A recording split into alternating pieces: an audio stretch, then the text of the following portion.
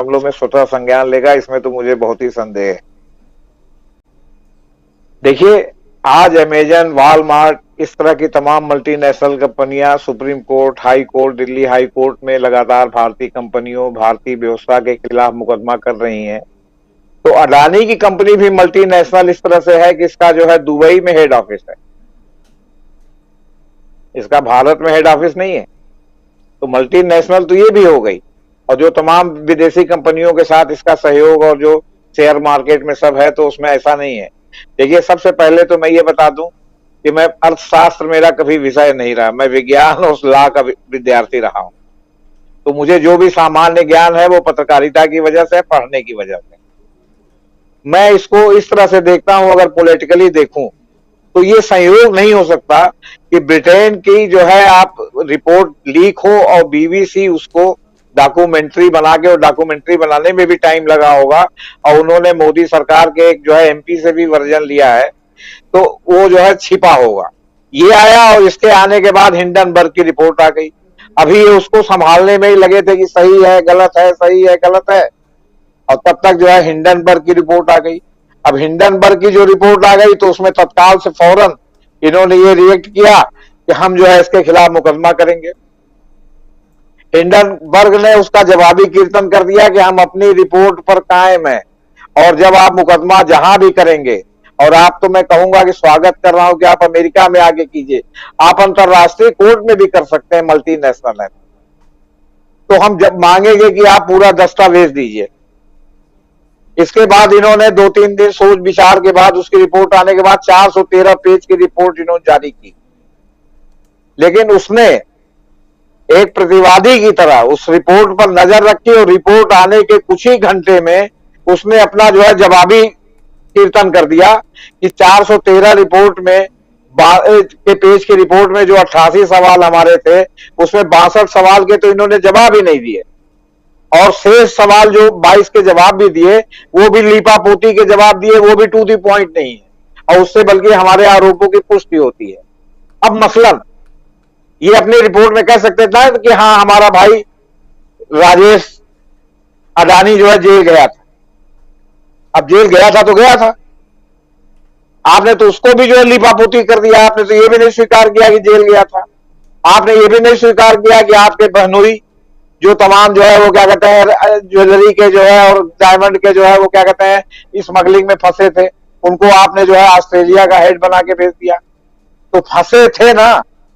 तीसरी बात, हिंडनबर्ग की रिपोर्ट ऐसी रिपोर्ट नहीं है जिसका कोई आसानी से जवाब दे दे अगर वो उसमें हैंड टू ग्लोव है। कैसे?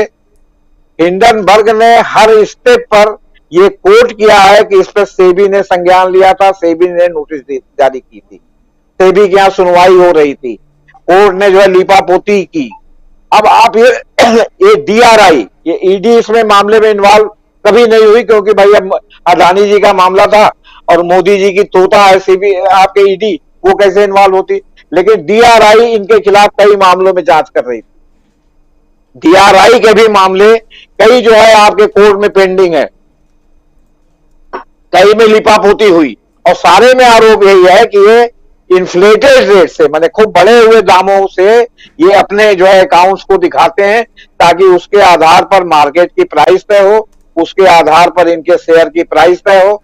और सेबी ने भी प्राइमरी जो पहले 10 रुपए का जारी होता था आपका जो है, जो सड़क पर बिक करके जिसका फार्म बिकता था और बूम आया हुआ था शेयर मार्केट में, उसमें प्रीमियम लगा दिया। और जब से प्रीमियम लगा दिया और हर्षद मेहता का कांड हुआ, फिर उसके बाद केतन पारीक का कांड हुआ, उसके बाद सत्यम कंप्यूटर का हुआ, तो उसके बाद जो आम निवेशक जो 10 रुपए वाला और 10-15 रुपए के जो है प्रीमियम पर लगाता था, वो मार्केट से पूरी तरह बाहर हो गया।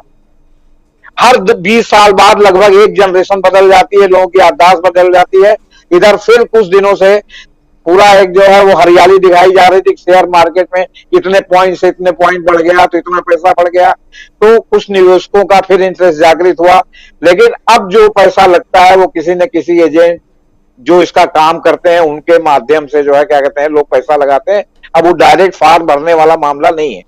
तो सवाल इस बात का है कि हिंडनबर्ग की रिपोर्ट का जब उसने जारी कर दिया कि ये 62 पेज का 62 सवालों का इन्होंने जवाब नहीं दिया, तो उसके बाद जो है इनकी पो निकल गई और इनका मार्केट गिरने लगा। गिरने के बाद इन्होंने सोचा कि हम जो है एफपीओ के माध्यम से उसको संभाल लेंगे। अब एफपीओ इन्होंने लगाया, लेकिन एफपीओ इधर जो है इन्होंने वो किया, एफपीओ को सब्सक्राइब किया और उधर राइटर ने खबर छाप दी कि लुइस क्रेडिट स्विस जो है उसने इनको जो है जीरो कर दिया है इनके बॉन्ड की प्राइस, और वो उसको लेगा नहीं। नतीजा था फिर उस दिन 30% 28% शेयर इनका गिर गया और उसी के बाद इनको लगा कि तो अब गिर गया, विश्वसनीयता खतरे में हो गई। रात में इन्होंने वापस किया, लेकिन उसके पहले पता चला कि सेबी ने भी जांच बैठा दी है, आरबीआई भी इसमें सवाल कर रही है। ये भी सब राइटर ने छापा है, भारत की किसी न्यूज एजेंसी ने छापा है ना, राइटर और आरबीआई ने भारत की किसी न्यूज एजेंसी को ये प्रेस नोट जारी किया है कि हम इसमें जांच कर रहे हैं। ये सब राइटर ने छापा है। अब राइटर ने एक और छाप दिया कि एक सिटी ग्रुप है उसी तरह क्रेडिट स्विस की तरह, उसने भी इनके उसको जीरो कर दिया है, क्या कहते हैं, बॉन्ड की कीमत को। वो भी जो है इनके जो है उसको उसके रूप में जो है रेहन के रूप में स्वीकार करने के लिए तैयार नहीं है और जो है इनका मामला गिर गया। अब इनके पास वापस लेने का चारा क्यों नहीं है? क्यों?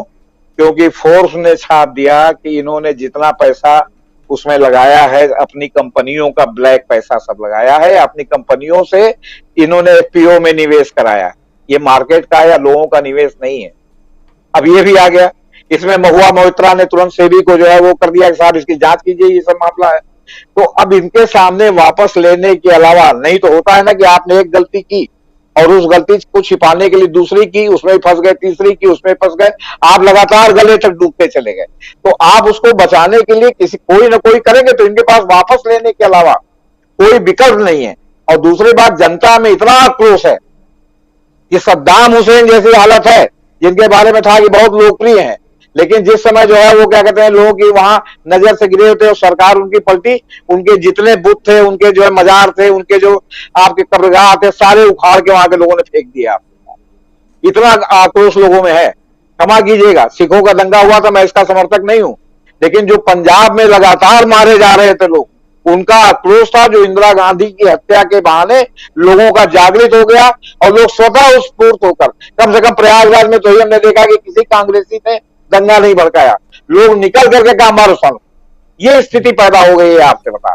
इसलिए सेबी और इनको भी मुंह दिखाने के लिए ये आना पड़ा और सरकार के पास इसका जवाब नहीं है, क्योंकि राज्य पोषित उनका जो है वो क्या कहते हैं धंधा चल रहा था, राज्य पोषित धंधा चल रहा था। और डीआरआई और के कई मुकदमे हैं जिसमें है कि कोयला इन्फ्लेटेड रेट से ये बता रहे हैं, कोयला बता रहे हैं आयातित है और भारत के कोयले का इस्तेमाल कर रहे हैं, जिनको हमारे माननीय लोगों ने, जिसमें से एक जस्टिस अरुण मिश्रा है, जिन्होंने रिटायर होने के पहले 7 मामलों में लगातार जो है अडानी ग्रुप को हजारों करोड़ का, प्रशांत भूषण की माने तो 20,000 करोड़ का लाभ पहुंचाया था। इसमें 2 मामले ऐसे हैं जो मामले जो है वो जस्टिस नरीमन की कोर्ट में सुने गए थे और इन्होंने गर्मी की छुट्टी में अपने यहां लगवा के न केवल सुना बल्कि उसमें जो है अडानी के पक्ष में फैसला दे दिया। आपके दुष्यंत दवे और प्रशांत भूषण चिट्ठी लिखते रह गए जो है चीफ जस्टिस ऑफ इंडिया को तत्कालीन, और कोई कार्रवाई नहीं। तो इतना क्लाउड है अडानी जी का। आपसे बता, मोदी जी ने 2 गुजरातियों के पीठ पर ठीक से हाथ रखा, जो लोग भारत में रहे और फले फूलने की कोशिश की। अनिल अंबानी को राफेल में लिया, ये लिया, अनिल अंबानी फ्लॉप हो गए, कर्जे में कर्जा, कर्जे में कर्जा, एक के बाद एक की कंपनी सब डूब रही, नीलाम हो रही है, भाई खरीद रहा है, कोई खरीद रहा है। दूसरे जो है अडानी, तो अंबानी ऐसे चले गए, अडानी पहले कार्यकाल में, दूसरे कार्यकाल में जो है अडानी चले गए। अब हमको लगता है कि आसाराम भी थे, उसमें उनको भी दोबारा सजा हो गई बलात्कार के केस में। तो अब तो गुजरातियों का मामला इस समय कुछ नक्षत्र गड़बड़ चल रहा है सर, और हमें लग रहा है कि कुछ शनि की साढ़े अभी फरवरी से शुरू, जनवरी से 15 तारीख के बाद शुरू हुई है। इन लोग में शनि की 7.5 का सर्किट लग गया। शनि की 7.5